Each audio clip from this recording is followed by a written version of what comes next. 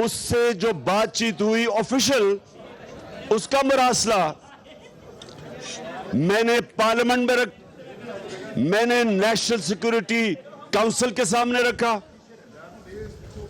और हमने फिर प्रेसिडेंट ने चीफ जस्टिस पाकिस्तान को मुरासला भेजा।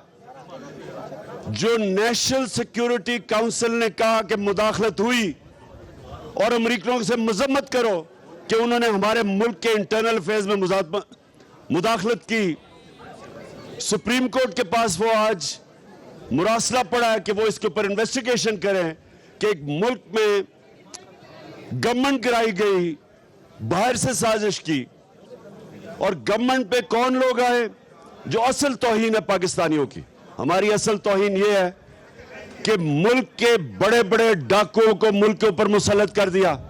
सजा होनी थी, शहबाज शरीफ और इसके बेटे को FIA केस में सजा होनी थी।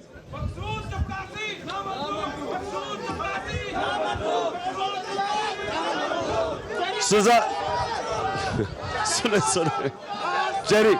चेरी ब्लॉसम जूते पॉलिश कर करके ऊपर पहुंच तो गया, लेकिन FIA के अंदर केस,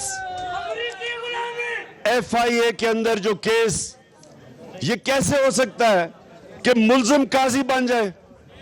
ये कैसे हो सकता है? आप वकील हैं, दुनिया में किसी भी कानून के अंदर मुल्जिम खुद ही काजी बन गया FIA के ऊपर।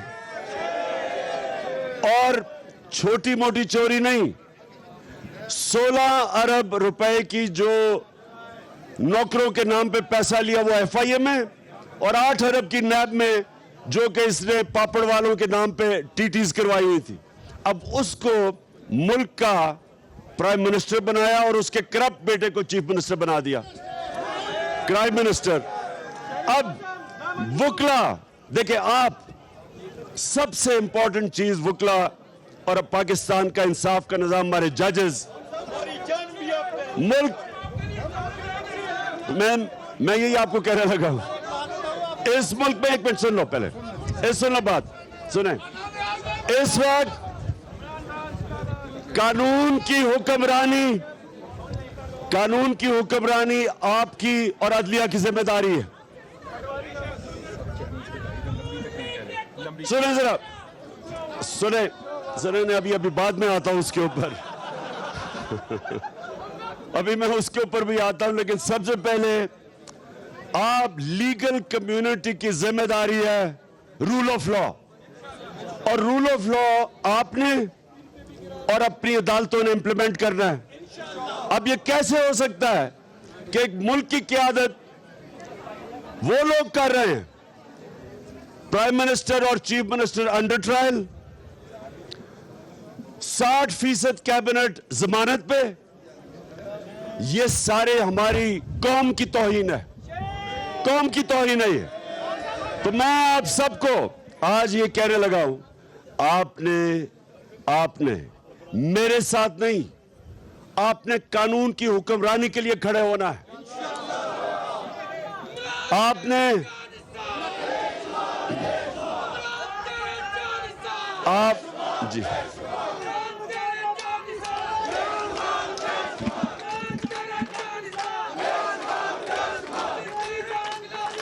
जी शुक्रिया जी, अब शुक्रिया। अच्छा, अब सुने हमने करना क्या है? हमने अदालतों के अंदर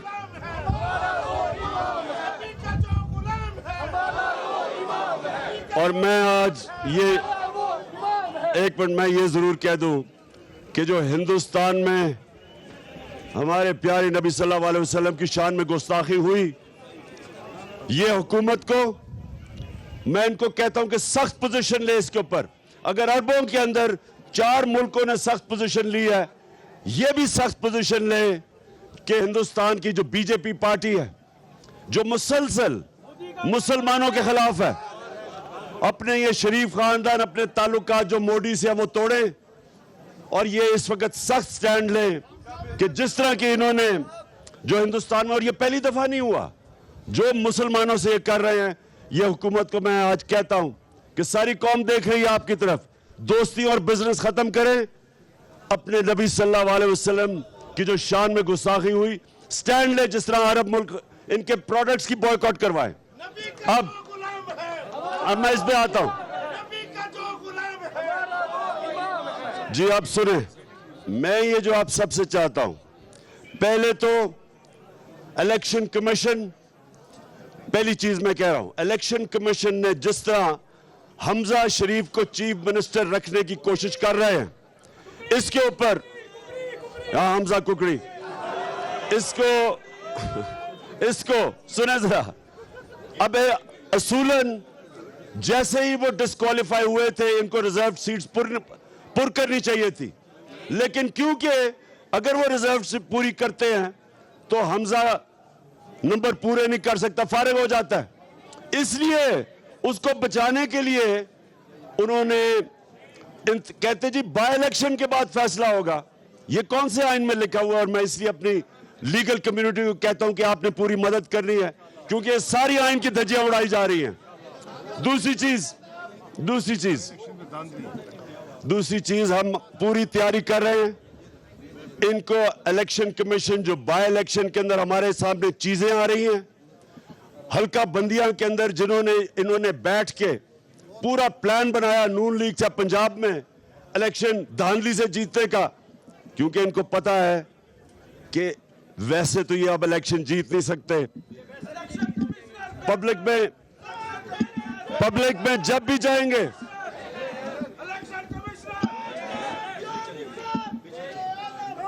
उससे कहा वो जनरेटर चलाए, जैसे ही ये पब्लिक के अंदर जाएंगे, वो कौन से दो नारे सुनेंगे? ये चोर और दूसरा गद्दार इलेक्शन कैंपेन। तो लिहाजा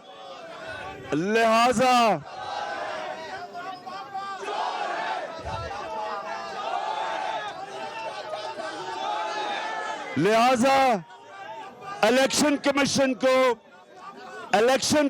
को साथ मिला के अब ये धांधली करके कोशिश कर रहे हैं कि ये इलेक्शन जीतेंगे।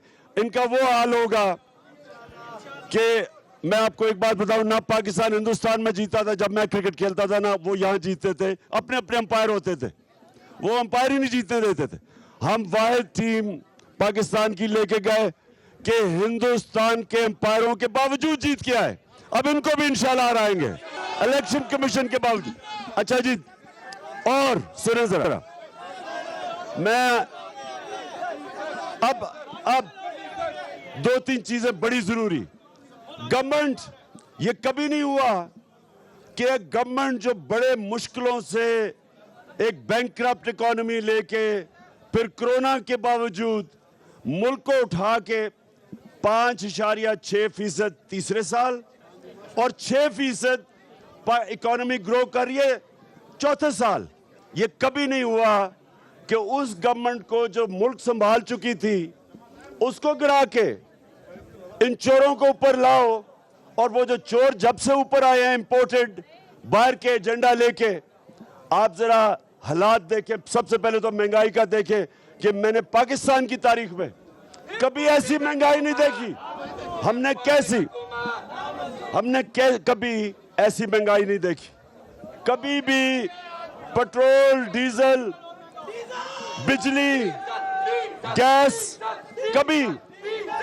कभी ऐसे नहीं बढ़ी। दूसरा, मायशत, हमारी रेटिंग जो इंटरनेशनल इदारे रेट करते हैं, मूडीज, वो माइनस में चली गई है, अनस्टेबल पे। इसका मतलब कर्जे नहीं लिए जाएंगे। और सबसे खौफनाक चीज ये जरा सुने, वापडा जो बॉन्ड फ्लोट करती थी, जिसके ऊपर वो कर्जे ले रही थी, डैम्स बना रहे थे जो हम, जब से इन्होंने जनरल मुजम्मल को, ये शहबाज शरीफ ने उसको जब रिजाइन करवाया, तो ये जरा सुने, अब वापडा की रेटिंग माइनस में चली गई है। इसका मतलब कि वापडा को अब कर्जे नहीं मिलेंगे। इसका मतलब कि जो हमने इस मुल्क में 50 साल के बाद डैम बन रही थी, इस मुल्क में पानी का सख्त मसला बना हुआ है। इस वक्त किसानों का सबसे बड़ा मसला पानी का है। डैम्स बना रहे थे पानी रोकने के लिए, रिजर्वॉयर्स बनाने के लिए।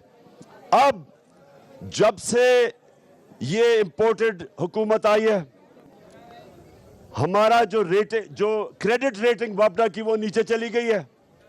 इसका मतलब अब कर्जे नहीं मिलेंगे। इससे सबसे खौफनाक चीज आ गई है कि डैम्स के लिए जब कर्जे नहीं मिलेंगे वो रुक जाएंगी। और ये इतनी 50 साल के बाद डैम्स बन रही थी। मैं सिर्फ बता रहा हूं कि इनके आने से माशत भी नीचे, महंगाई भी बढ़ गई और आगे मजीद जो मुल्क का मुस्तकबिल है वो खतरे में है। मैं ये आज कहता हूं,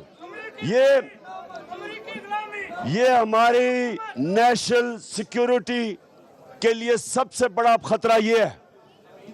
पहले तो बाहर से ऑर्डर्स लेते हैं। आईएमएफ की जो बात, आईएमएफ ने हमें भी कहा कि कीमतें बढ़ाओ। हमने आईएमएफ के सामने खड़े हुए, हमने कीमतें नहीं बढ़ाई, हमने रोका। इन्होंने अच्छा, अब सुने, आखिर में सुने जरा मेरी बात। अब जरा आखिर में मेरी बात सुने। यहां ये हो रहा है कि जब आप पहले तो ये मुल्क का तबाही की तरफ लेके जाएं, पहले ये साजिश के तहत आए, उसके बाद चोर ऊपर बैठ जाएं, वो नैब के अपने केसेस खत्म करवाएं, एफआईए के केसेस खत्म करवाएं, और उसके बाद हम एहतजाज करें तो हमें डंडों से, जिस तरह इन्होंने मार्शल लॉ में इस तरह के मारा नहीं जो इन्होंने हमें मारा है। जिस तरह इन्होंने औरतें, बच्चों पे टेयर गैस की, मैंने किसी जमहूरियत के अंदर कोई तस्वर भी नहीं कर सकता कि औरतें और बच्चों के ऊपर इस तरह जिन्होंने टेयर गैसें की, घरों में जा के रात को औरतें थी उधर गिरफ्तारियां की। और अब बजाय